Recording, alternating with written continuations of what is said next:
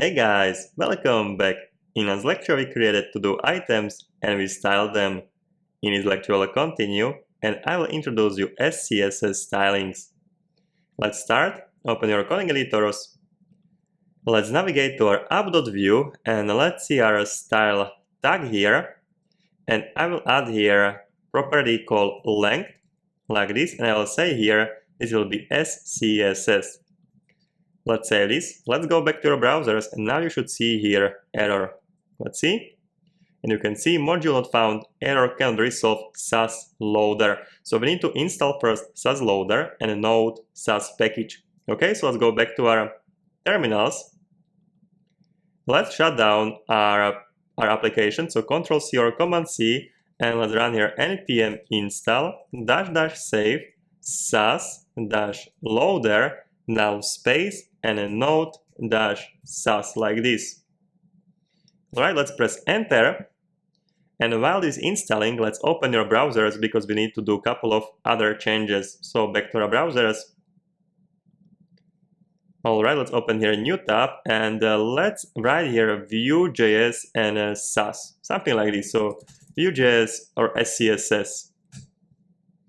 Vue JS and SCSS using preprocessor Vue loader Vue.js. I think this is what we are looking for. Let's click on this. Okay, and you can see here we need to install Scss loader and no Scss. We completed this step, and then in your Webpack config we need to add this. But we don't have here Webpack config file, so let's see where we need to add it. It should be somewhere here, written here. For example, we need to create a new file called webpack.config.js and we need to copy all of this to this file. Okay, so I will copy this name here, webpack.config.js. And by the way, Webpack package is responsible for compiling our code into a JavaScript that our browser is displaying in our browsers. Okay, but Webpack is completely different topic and it would be for a separate course. Alright, so let's save this, let's go back to our coding editors. And let's create here a new file in a root directory. So in my Vue to-do, I will create a new file and let's call it webpackconfig.js. Alright, let's go back to our browsers. And let's copy all of this here. So I'll copy all of this here. Let's go back to our coding editors and let's paste it here. Alright, so let's save this. We can close it. Now we need to recompile our server, so let's go back to our terminals. I will clear this out and let's run here npm run serve and wait a couple of seconds. Alright, it's compiling, just a few more seconds. Alright, let's go back to our browsers and now you can see everything is working. Alright, so we'll close this, let's refresh our application and it's working. Perfect, so now we can use SCSS syntax. Let's go back to our coding editors. And let's see our app.vue and I will show you how you can use SCSS syntax to your benefit. Okay, so for example, let's see our to-do container, to-do wrapper, to-do item. Okay, so I can do something like this. I can write here to-do like this. So to-do class, we didn't define to-do class, that's okay. But I can write here operator and dash and let's say wrapper.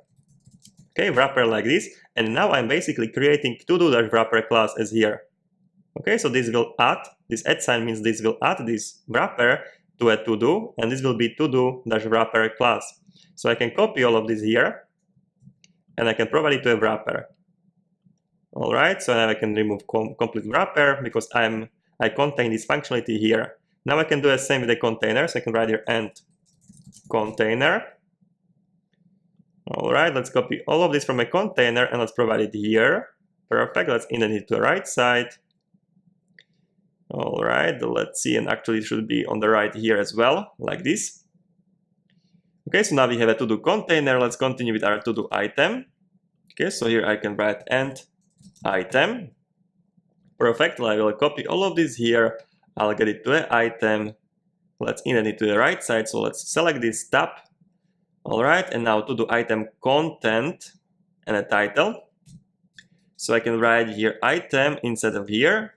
and content like this, and here I will write content, and content and title, and here under I'll write and what is this? Description. So description. So description like this. Let's get it here, and let's provide styling. So font weight bold will be to a title. All right, and the font size will be like this. I'll remove this. All right, and now let's save everything. Let's verify everything. Everything is all right here. Okay, and let's save this and let's go back to our browsers. Okay, let's refresh this page and everything is working as before. So this is the SCSS syntax. This is how you can write your classes now.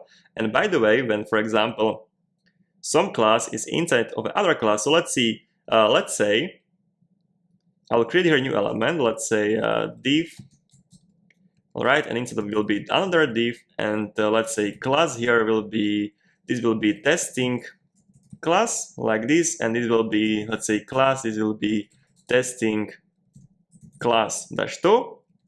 Now I can target testing class -2 like this also. I can say here,